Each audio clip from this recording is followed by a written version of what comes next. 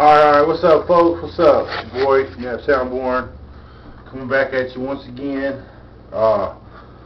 Here to do, I'm going to do 2 predictions, and then I'm going to speculate on Kevin Mitchell versus Michael Katsidis, because I haven't really got to see much of Kevin Mitchell, so I'm going to leave that one alone.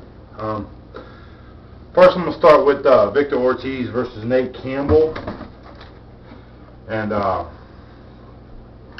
on this one, I'm gonna go with Nate Campbell, and I really think all 3 fights this weekend, all 3 fights, Victor Ortiz versus Campbell, Malignaggi versus Khan, and Katsidis versus Mitchell. These are all competitive fights. I think this is gonna be a good Saturday night for boxing. I really do. I really think you could give a good chance to win for any of those 6 people. Have a good chance of winning.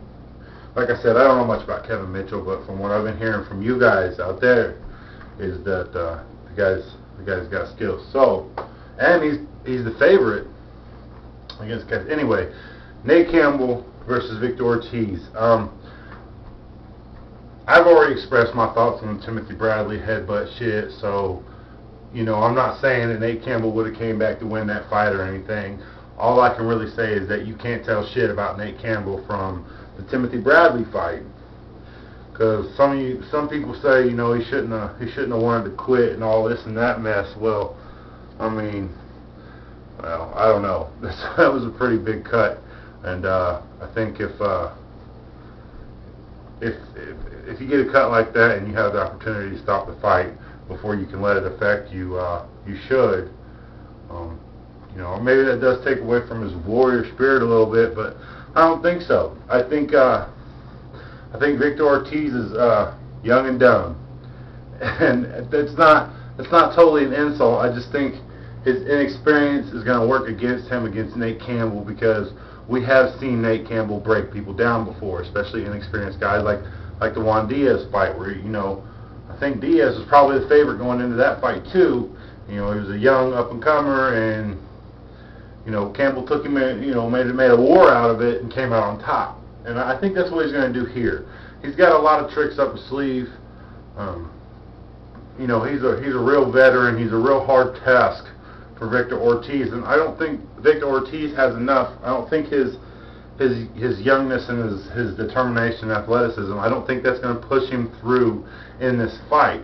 Now, if he can keep Nate off of him for the majority of the fight, he can probably win the majority of the rounds. That'll be how Victor Ortiz wins. He's not going to win by having Nate come in on him, because Nate wants to come in on him. Nate's going to want to come in, he's going to want to bang on the inside, and he's really fucking good at it.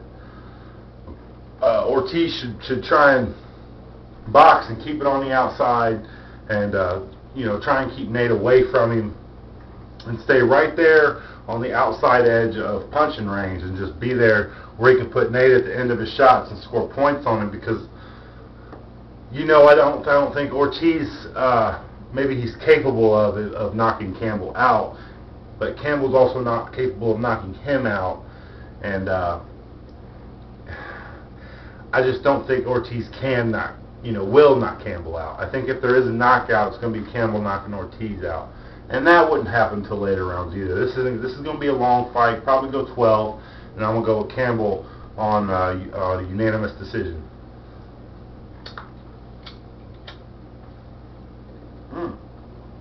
Now, I really like Malignaggi versus Amir Khan. I really like this fight. I think it's a good test for both fighters to see where they are at.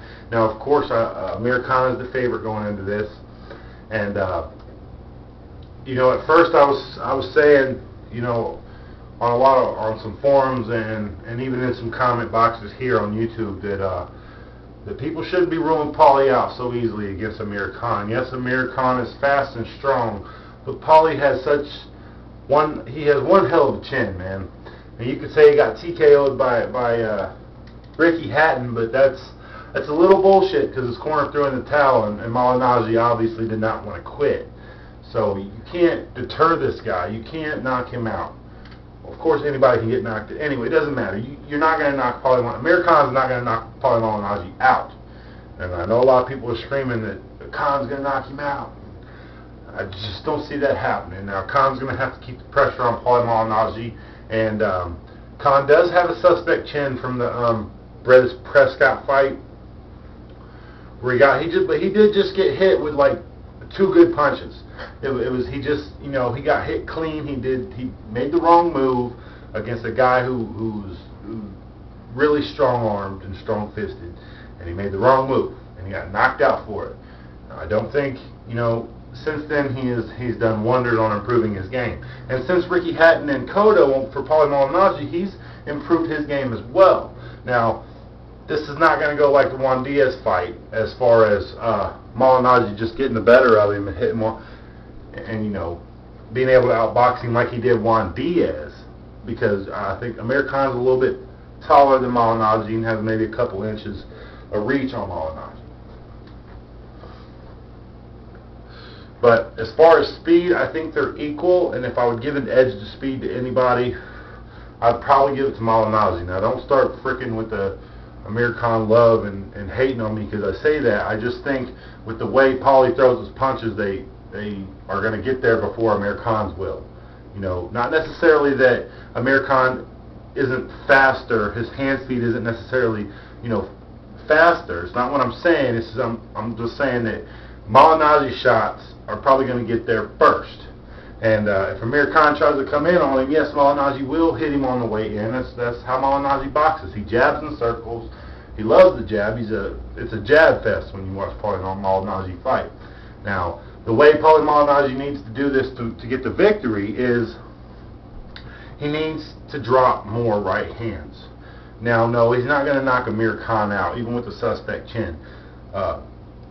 He needs to drop more right hands to solidify more rounds. I think this is going to be a real competitive fight, and like I said, I was going with Malignaggi at first, and I still want to, but I realize that's just me wanting to because I'm more of a fan of Malignaggi than I am of Amir Khan. I think Amir Khan's got a lot of hype behind him, and we're going to find out some things tonight. Not enough.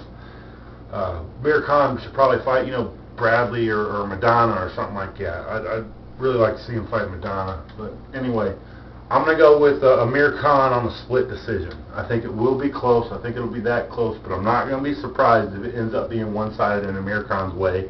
I will be surprised if it ends up being one-sided in Paulie Malignaggi's way, but while I'm surprised, I will be extremely happy because I'm rooting for myself to be wrong on this one because I like Paulie Malignaggi.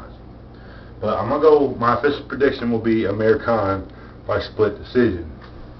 Now, getting on to the fight that I may not be able to see because I don't think it's going to be on TV here. Kevin Mitchell versus Michael Katsidis. I love watching Michael Katsidis fight. That dude just has a way of making wars out of fights, and the way he gets busted up and bloody. He's the kind of prize fighter you like to watch. Now, all this comparisons to Gotti or whatever, I think Michael Katsidis is improving, and now you can make the comparison now between him and Arturo Gotti as far as, the way they end up looking at the end of fights. But their skill sets were a little bit different. Michael Katsidis, though, has made an improvement since the Juan Diaz fight. He's bringing his guard in closer or whatever, and what he did to Escobedo, how he won, was he kept his head right in the guy's chest the whole time. He kept his head right in the chest the whole time and was, hitting him, and he got in real quick against a tall, lanky not tall and lanky, but taller than Katsidis, and he made a real good show out of it, and I do believe, that was a good win for him against Escobedo. I do. As far as Kevin Mitchell, like I said, I don't know much about him. I have never seen the guy fight. All I have seen is what's here on YouTube, and no, I could have clicked on his fights on YouTube, but I just haven't. But I do want to see the fight, so if anybody knows where I can watch the fight, then send me a personal message or something, because I really want to watch this fight. I really like Michael Katsidis, and I'm hoping that some of the predictors are wrong in saying that Kevin Mitchell will probably not engage Katsidis, because I think if he tries to not engage, and he's going to end up getting caught by Katsidis, who's going to make the engagement whether Mitchell wants it or not. I don't think no matter how good Mitchell is, You know, even if he's as good as Casamayor, I just don't think that he can avoid getting into it with Katsidis. Katsidis is going to force it. That's what he does. You know, he does one thing and he does it really well, and that's what he does. So, you know, I'm rooting for Katsidis. I'm not going to make a prediction on that one, but I am totally rooting for him. I like watching the guy fight. So that's it for me today. I need to start getting these predictions out sooner. I'll have Cotto versus Yuri Foreman up probably sometime this weekend. This is Nap Sound Born. Deuces.